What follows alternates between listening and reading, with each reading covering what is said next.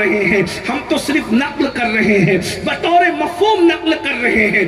سن لیجئے اور یاد رکھنا، آج مسلمان اس لیے گناہوں پہ بے باک ہے کہ اس کو قرآن و حدیث کا علم نہیں ہے، اور علم کو عام کرنا ضروری ہے، اور علم کو عام کرنے کے لیے سب سے بڑا جو ذریعہ ہے علم دین کے حصول کا، اسی کو مدارس کہتے ہیں، جامعات کہتے ہیں۔ یہ جو بچے آج فارغ ہوئے ہیں، ان کے ذریعے سے علم دین عام ہوگا انشاءاللہ۔ میرے آقا نے فرمایا العلم حیات الاسلام، علم اسلام کی زندگی ہے، جب تک کہ علم زندہ رہے گا اسلام زندہ رہے گا، اس لیے علم کی زندگی بے پناہ ضروری ہے۔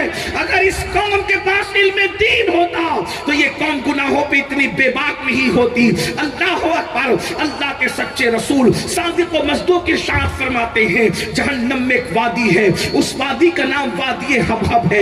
اللہ اکبر، اس میں ایک اور وادی ہے، اس کا نام وادی لملم ہے، اور پتہ ہے وہ وادی کیا ہے؟ فرمایا جب جہنم کی آگ ٹھنڈی پڑنے لگتی ہے، جہنم کی آگ جو ہے وہ کم ہونے لگتی ہے، تو اس جہنم کی وادی کو کھول دیا جاتا ہے جس کو وادی لملم کہتے ہیں، واپس سے جہنم بھڑکنے لگتا ہے۔ فرمایا گیا ایک دن میں 36 مرتبہ جہنم پناہ مانگتا ہے اس وادی سے جس کو وادی لملم کہتے ہیں۔ اس میں جو بچھو ہیں وہ بختی اونٹوں کی طرح موٹے موٹے ہیں، ان بچھوؤں کی لمبائی 70 سال کا فاصلہ ہے۔ میرے آقا سے صحابہ نے پوچھا یا رسول اللہ، جس سے جہنم بھی پناہ مانگتا ہے، جہنم کے اس حصے میں کس کو داخل کیا جائے گا؟ تو میرے آقا فرماتے ہیں جو جان بوجھ کر نماز چھوڑ دیتے ہیں، جو نماز نہیں پڑھتے، اسے وادی لملم میں داخل کیا جائے گا۔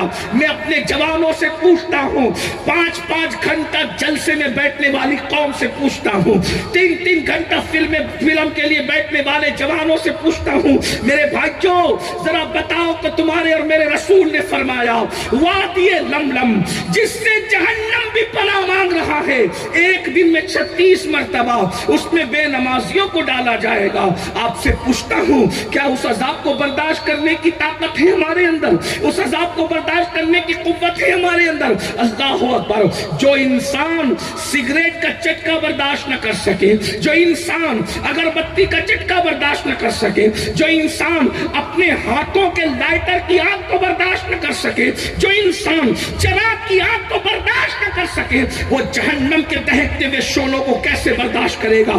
اپنے آپ سے پیار نہیں ہے تمہیں، اپنے آپ سے محبت نہیں ہے تمہیں۔ میں اپنی بہنوں سے بھی کہتا ہوں، میری بہنوں تم سب کے لیے ٹائم دے رہی ہو، نماز کے لیے ٹائم کیوں نہیں دے پا رہی ہو؟ کتنی سادگی سے لوگ کہتے ہیں مولانا ہمارے پاس نماز کے لیے ٹائم نہیں۔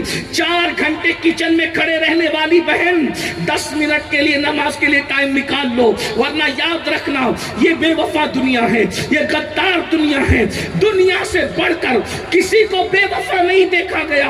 اللہ اکبر، تم کچن میں کھڑی رہ کر کھانا بنا رہی ہو، ثواب کا کام ہے، مگر یاد رکھنا جن کے لیے تم 4 گھنٹے کچن میں کھڑی ہو، تمہارے مرنے کے بعد شاید یہ مغفرت کی دعا بھی نہ کریں۔ اللہ اکبر، ذرا بتاؤ تو صحیح، جو لوگ تمہارے لیے مغفرت کی دعا نہ کریں، تم ان کے لیے 4 گھنٹے کچن میں کھڑی ہو، اور وہ اللہ جس نے جو وفا کا خالق ہے، وہ اللہ جو تیری قبر کو جنت کے باغوں میں سے باغ بنانے والا ہے، وہ اللہ جس نے تجھے روزی دیا ہے، وہ اللہ جس نے تجھے عزت دی ہے، وہ اللہ جس نے تجھے طاقت دی ہے، وہ اللہ جس نے تجھے قوت دی ہے، وہ اللہ جس نے تجھے اچھا مکان دیا ہے، وہ اللہ جس نے تجھے بڑی روزی سے نوازا ہے۔ ذرا بتا تو صحیح میری بہن، اس اللہ کے لیے ہم 10 منٹ کا ٹائم نہیں نکال سکتے؟ بھائیوں میں آپ سے بھی پوچھتا ہوں، جو 6 اور 10 ہزار کی نوکری دے دے، ہم اس کی جی حضوری کرتے ہیں، اس کے سامنے ہاتھ باندھ کے کھڑے رہتے ہیں، اور وہ اللہ جس نے ہمیں سب کچھ عطا فرمایا ہے، اس اللہ کے لیے 10 منٹ کا ٹائم نہیں نکالتے۔ مجھے حیرت ہے، جو مال قبر میں ساتھ نہیں آئے گا اس کے لیے 8-10, 12 گھنٹے محنت کر رہے ہو۔ جو مال قبر میں ساتھ نہیں آئے گا اس مال کے لیے کلکتہ، دلی، دبئی، سعودی تک جا رہے ہو، نہ دھوپ دیکھتے ہو، نہ سردی دیکھتے ہو، نہ گرمی دیکھتے ہو، نہ برسات دیکھتے ہو۔ اللہ اللہ اکبر. جو مال ساتھ نہیں آنے والا قبر میں اس کے لیے اتنی محنت ہے، اور جو اعمال ساتھ آنے والے ہیں اس کے لیے 10 منٹ مسجد میں نہیں آ سکتے، اپنی محلے کی مسجد کو آباد نہیں کر سکتے. یاد رکھنا یہ مولوی صاحب کی بات نہیں، یہ مصطفیٰ جان رحمت مولا کی بات ہے. اگر نہ سدھرو گے، نہ سمجھو گے، نہ وقت نکالو گے تو خدا کا عذاب تمہارے لیے تیار ہے. ایک بات اور عرض کروں آپ کے سامنے، دھیان سے سننا، بہنوں کی بھی توجہ. اگر نماز نہیں پڑھو گے تو قبر میں تو جلو گے لیکن دنیا میں بھی جلائے جاؤ. یاد رکھیں، دنیا، بخاری شریف کی ایک حدیث ہے، مشہور حدیث، اس کو دھیان سے سنو. اللہ کے رسول صلی اللہ علیہ وآلہ وسلم فرماتے ہیں میرا دل چاہتا ہے کہ میں کسی کو کہوں کہ وہ اذان دے اور کسی کو کہوں کہ وہ نماز پڑھائے، اور پھر فرماتے ہیں میں محلے میں نکل جاؤں، بستی میں نکل جاؤں اور ان گھروں کو آگ لگا دوں اپنے ہاتھوں سے جس گھر کے لوگ مسجد میں نماز پڑھنے کے لیے نہیں آئے. یہ حدیث مشہور ہے، بہت بیان ہوتی ہے، اکثر بیان ہوتی ہے. دھیان سے سننا، میں نے آپ کو پہلے ہی کہا تھا کہ میں آپ سے زیادہ ٹائم آپ کا نہیں لوں گا اور میں اپنی بات پر انشاءاللہ قائم رہوں گا. بہت مختصر میں آپ میں سے سن تو بہت اچھے سے رہیں لیکن ٹائم زیادہ ہوا ہے.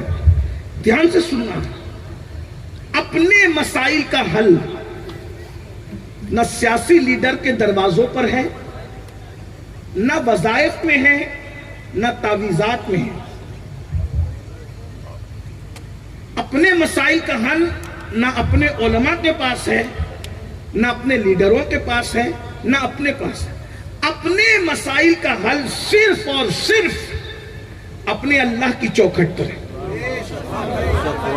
یہ بات یاد رکھنا، مسائل کا حل، کوئی مسئلہ آپ کا ہو وہ صرف رب کی بارگاہ میں حل ہو سکتا ہے، اور کوئی مسئلہ ایسا نہیں ہے جو رب کی بارگاہ میں حل نہ ہو سکتا. یہ بات یاد رکھیے گا.